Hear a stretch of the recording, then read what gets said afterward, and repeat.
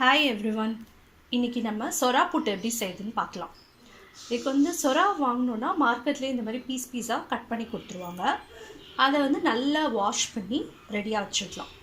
அதுக்கப்புறம் ஒரு பாத்திரத்தில் இந்த மாதிரி தண்ணி மட்டும் வச்சுட்டு இந்த தண்ணி நல்லா இதை கொதிக்க வர மாதிரி ஒரு ஸ்டேஜில் வந்து நம்ம கொஞ்சம் மஞ்சத்தூளை போடணும். ஸோ இப்போ தண்ணி வந்து நான் ஆல்ரெடி வச்சுட்டேன். ஸோ கொதி வர மாதிரி இருக்குது. இப்போது இதில் நம்ம மஞ்சத்தூள் போடலாம். மஞ்சத்தூள் எவ்வளோ இதுக்கு அளவுலாம் வந்து நம்ம இஷ்டம் தான். எதுக்காக அந்த மஞ்சத்தூள் அப்படின்னா அந்த ஃபிஷ்ஷோட ஸ்மெல் வராமல் இருக்கும், அதுக்காக தான் அந்த மஞ்சத்தூள் போடுறோம். ஸோ இது போட்டு கொதி வர ஆரம்பிக்கும் போது இந்த சொராவை வந்து இந்த தண்ணிக்குள்ளே போட்டுடலாம்.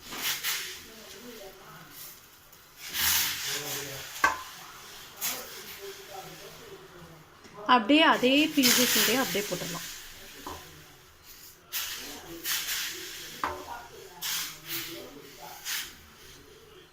இது வந்து ரொம்ப நேரம் கொதிக்கணும்லாம் தேவையில்லை. ஏன்னா சொரா வந்து ரொம்ப ஈஸியாக வந்து வெந்துடும், ரொம்ப டைம்லாம் எடுக்காது வேகிறதுக்கு. அதனால் லைட்டாக ஒரு 2-3 கொதி மட்டும் வந்தால் போதும். கொதிச்சு வந்ததுக்கப்புறம் இதை ஆஃப் பண்ணிவிட்டு அப்புறம் நம்ம தோலை உரிக்கணும். ஃபஸ்ட் இது கொதிச்சு வரட்டும். இப்போ பார்த்திங்கன்னா இது நல்லா கொதிச்சு வந்துருச்சு. கொதிச்சு வந்ததுக்கப்புறம் இந்த ஸ்டேஜில் அடுப்பு ஆஃப் பண்ணிக்கலாம். ஆஃப் பண்ணிவிட்டு இது எல்லாத்தையும் தனியாக ஒரு பாத்திரத்தில் எடுத்து ஆற வச்சுடுங்க. இப்போ இது எல்லாத்தையும் ஒரு பாத்திரத்தில், ஒரு அகலமான பாத்திரம் எடுத்து அதில் போட்டுடலாம். ஏன்னா இது நல்லா ஆறணும். ஆறினாதான் நம்ம கையை வச்சு இதோட தோல் எல்லாத்தையும் உரிக்க முடியும்.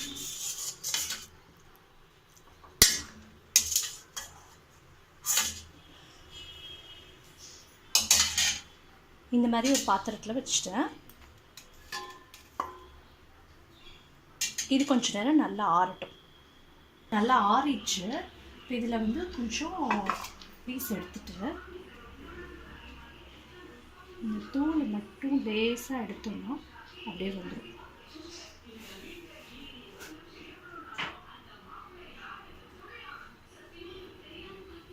ஃபஸ்ட்டு உங்களுக்கு எடுக்கும் போது கொஞ்சம் இதுவாக இருக்கும், அப்புறம் அப்படியே எடுக்க வந்துடும்.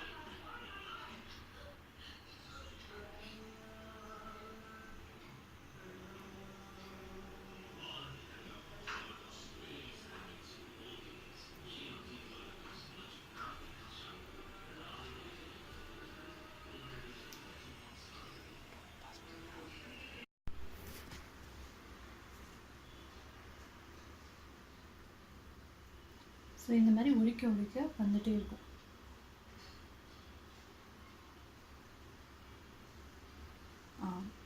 இப்போ பார்த்தீங்கன்னா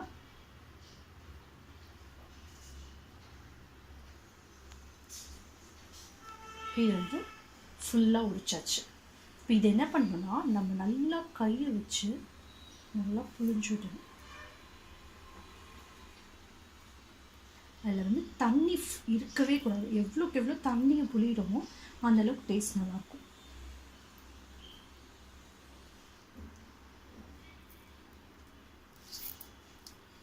ஃபஸ்ட்டு ஒரு தடவை புளிஞ்சு வச்சுட்டு அதுக்கப்புறம் கொஞ்ச நேரம் கழித்து திரும்ப தாளிக்கிறதுக்கு முன்னாடியும் மறுபடியும் புளியலாம்.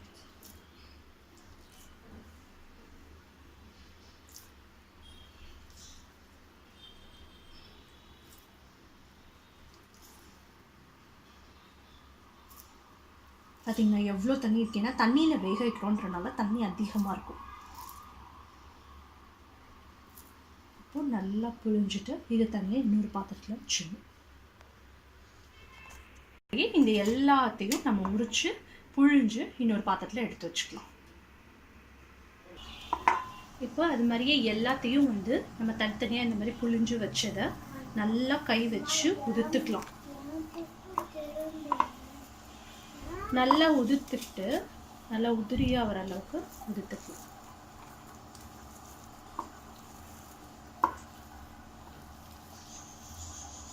நம்ம வந்து இதில் இருக்கிற முள் கிடையாது, இதில் ஆக்சுவலாக இருக்கிறது வந்து எலும்பு தான். அதை தனியாக எடுக்கணும்னு தேவையில்லை. இது வந்து சிக்கனில் இருக்கிற மாதிரி எலும்பு தான். அதோட சேர்த்து போட்டால் டேஸ்ட் நல்லா தான் இருக்கும். ஸோ அதனால் வந்து எந்த எலும்பு இந்த மாதிரி இருக்கிறதெல்லாம் அப்படியே போட்டுக்கலாம். போட்டுட்டா நமக்கு அந்த இதை வந்து நம்ம அந்த புட்டு பண்ணுறப்ப அதோட டேஸ்ட் வந்து இன்னும் நல்லாயிருக்கும். இதில் எதையுமே எடுக்க தேவையில்லை. இந்த தோலை மட்டும் எடுத்துட்டு நல்லா ஈரம் இல்லாமல் புழிஞ்சிட்டு இந்த மாதிரி நல்லா புட்டு மாதிரி, நமக்கு புட்டு தெரியும்ல, புட்டு மாதிரி உதுத்து விட்டுக்கலாம். இது ஒயிட் கலரில் இருந்தால் பார்க்க நல்லாயிருக்கும். ஆனால் அந்த மஞ்சத்தூள் போட்டால் தான் நமக்கு அந்த ஃபிஷ்ஷோட ஸ்மெல் வராமல் இருக்கும், சாப்பிட்றதுக்கு நல்லாயிருக்கும்.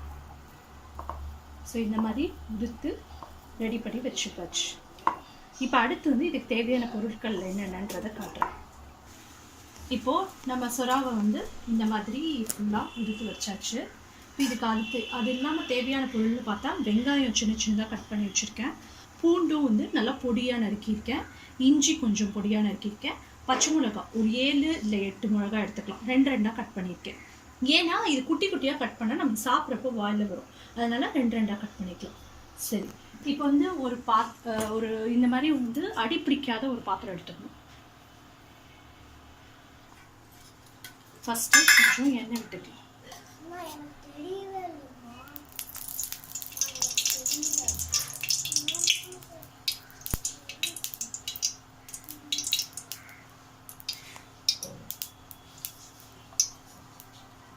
ஒரு 5 ஸ்பூன் எண்ணெய் விட்டுக்கலாம். ஏன்னா இந்த வெங்காயம் ஃபுல்லாக எண்ணெயில் தான் வதங்கணும், அதனால் ஒரு 5-6 ஸ்பூன் எண்ணெய் விட்டுக்கலாம். எண்ணெய் விட்டுட்டு எப்பயும் நம்ம தாளிக்கிற மாதிரி கடுகு,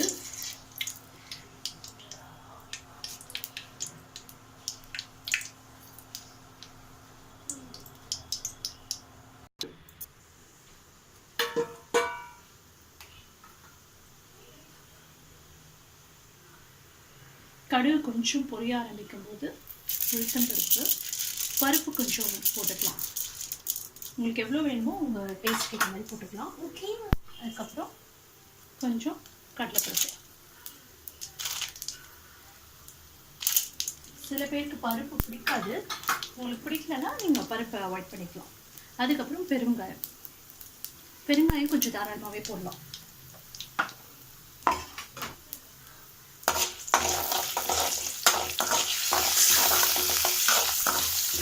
இந்த பருப்பு கொஞ்சம் லைட்டாக கலந்ததும் நம்ம வெங்காயத்தை போட்டு வதக்கலாம்.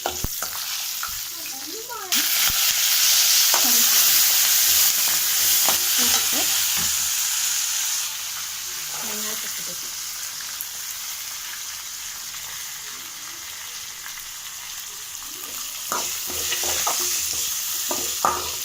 அப்புறம் இஞ்சி, பூண்டு, பச்சை மிளகாய் எல்லாத்தையுமே போட்டுக்கலாம். வெங்காயம், இஞ்சி, பூண்டு, பச்சை மிளகாய் நம்ம ரெடி பண்ணி வச்சுருந்த எல்லாத்தையும் போடணும்.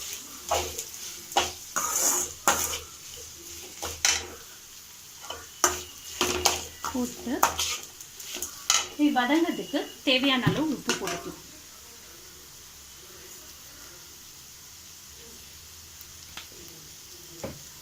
இப்போ இந்த சொரா புட்டுக்கு காரமே வந்து இந்த பச்சை மிளகா மட்டும்தான், நம்ம மிளகாத்தூளோ வேறு எதுவுமே சேர்க்க போகிறதில்ல.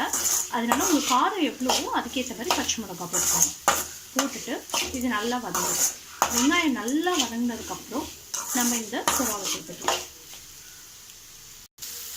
இப்போ இது நல்லா வதங்கிடுச்சு. வதக்கும் போது அந்த இஞ்சி பூண்டோட ஸ்மெல் வந்து நல்லா வரும். இப்போ இது நல்லா வதங்கிடுச்சு. அடுப்பு சிம்மில் வச்சுக்கிட்டு இப்போ நம்ம இந்த சுறாவை அப்படி போடணும். வெங்காயம் எவ்வளோ போடுறதுன்றது உங்களோட டேஸ்ட்டை பொறுத்து தான். ஆனால் வெங்காயம் நல்லா போட்டால் நமக்கு சாப்பிட்றதுக்கு நல்லாயிருக்கும்.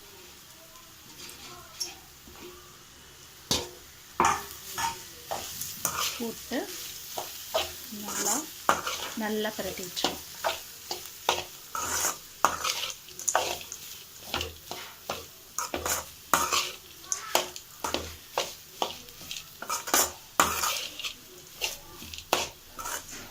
இது ரொம்ப நேரம் சுறா போட்டதுக்கப்புறம் ரொம்ப நேரம் அடுப்பில் இருக்கணும்லாம் தேவையில்லை.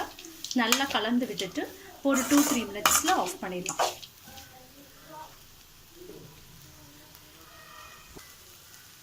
அவ்வளோதான், 2 நிமிஷம் ஆகிடுச்சு. இப்போ நல்லா கலந்துருச்சு.